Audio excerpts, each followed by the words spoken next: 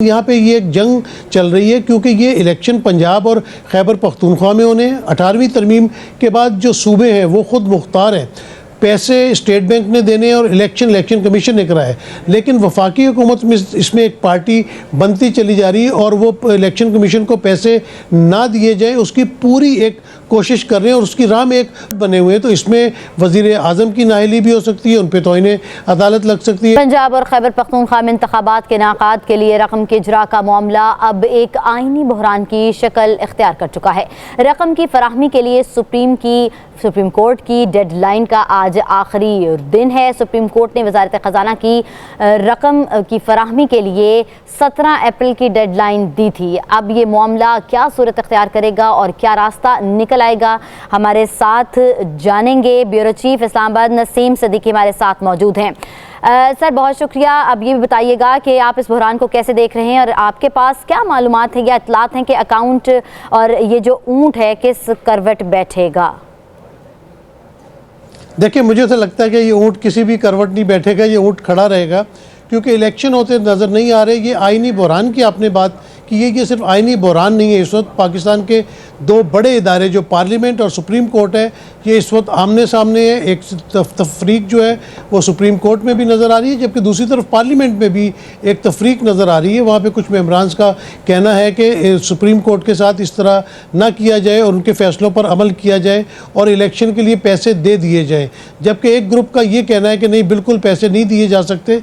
इस तरह अगर पंजाब में इलेक्शन हो जाते हैं तो इस पूरे मुल्क में जो है वो बाद में जब इलेक्शन होंगे तो ये उसके ऊपर बहुत ज़्यादा असरअंदाज होगा। अभी जब आपने देखा कि सुबह जब एक कायमा कमेटी बराए ख़जाना का इजलास हुआ, उसमें कायम मकाम गवर्नर स्टेट बैंक को भी बुलाया हुआ था।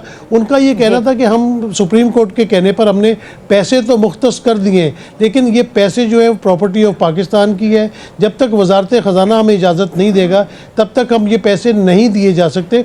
उसमें भी कायमा कमेटी में भी कुछ लोगों की जो अंदरूनी बात हमारे पास है उसमें इख्तलाफ था। उनका ये कहना था कि अगर सुप्रीम कोर्ट ने एक ऑर्डर जारी कर दिया है तो हमें ये पैसे दे देने चाहिए, क्योंकि अगर ये पैसे हम नहीं देते तो तौहीन अदालत हमारे ऊपर लग सकती है। लेकिन कुछ लोगों का ये कहना था कि अगर तौहीन अदालत लगती है तो हम उसके लिए तैयार है, बेशक हमारे ऊपर तौहीन अदालत लग जाए, लेकिन सुप्रीम कोर्ट से ज़्यादा जो है पार्लियामेंट बाइख्तियार इदारा है। और जो वज़ीर आज़म ने आज वफाकी काबीना का इजलास बुलाया है उसमें ये बात डिस्कस होगी और ये पैसे देने वाला मामला फिर दोबारा कौमी असम्बली की तरफ भेजा जाएगा, ताकि कौमी असम्बली अगर वहाँ पे इस बात से इनकार करती है तो तौहीन अदालत देखना पड़ेगा कि वज़ीर आज़म पे लगती है, वज़ीर ख़जाना पे लगती है, गवर्नर स्टेट बैंक पे लगती है या पूरी कौमी असम्बली के ऊपर लग जाती है। तो ये एक बहरान बहुत बढ़ता चला जा रहा है। जो सुप्रीम कोर्ट ने इलेक्शन की डेट दी है वो भी करीब आती जा रही है और अभी तक पैसे रिलीज़ नहीं हुए। तो देखते हैं कि आने वाले दिनों में, बल्कि कल तक जो है वो सुप्रीम कोर्ट ने रिपोर्ट पेश करने के बारे में कहा था गवर्नर स्टेट बैंक को। नसीम साहब, और देखते हैं कि अभी काबीना और असेंबली से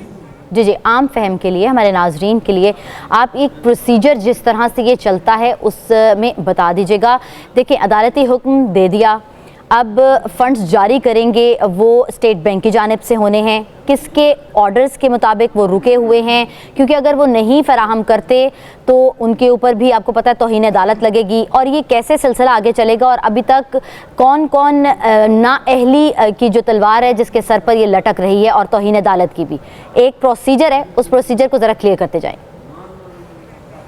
जी, आपने देखा कि जिस तरह सुप्रीम कोर्ट ने इलेक्शन कमीशन को ऑर्डर दिया था कि आप गवर्नर और सदर से डेट ले लें खैबर पख्तूनख्वा और पंजाब में इलेक्शन की, और सदर मुमलिकत ने पंजाब के लिए 30 अप्रैल की डेट दी थी जिस पे अमल नहीं किया इलेक्शन कमीशन ने, और उसको 8 अक्टूबर तक इलेक्शन को ले गए थे। उस पर उन्होंने इलेक्शन कमीशन को बुलाया कि ये आपके दायरा इख्तियार में नहीं है, और सुप्रीम कोर्ट ने एक नई डेट दे दी 14 मई की। इसी तरह उन्होंने अब स्टेट बैंक को ऑर्डर किया है कि आप इसके लिए पैसे जारी करें। लेकिन यहाँ पे ये एक जंग चल रही है क्योंकि ये इलेक्शन पंजाब और खैबर पख्तूनख्वा में होने 18वीं तरमीम के बाद जो सूबे हैं वो खुद मुख्तार हैं।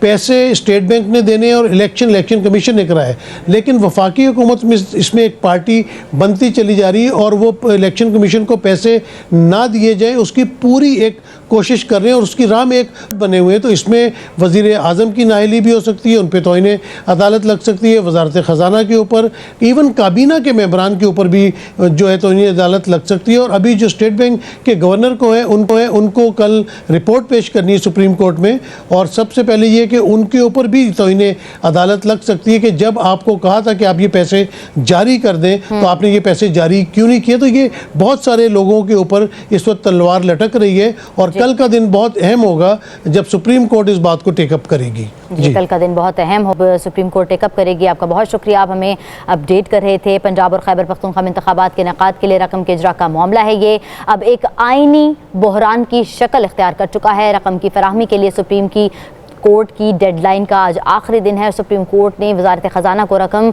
की फराहमी के हवाले से 17 अप्रैल की डेडलाइन दी थी। अब ये मामला किस सूरत इख्तियार कर गया है, ये आने वाला कल बताएगा।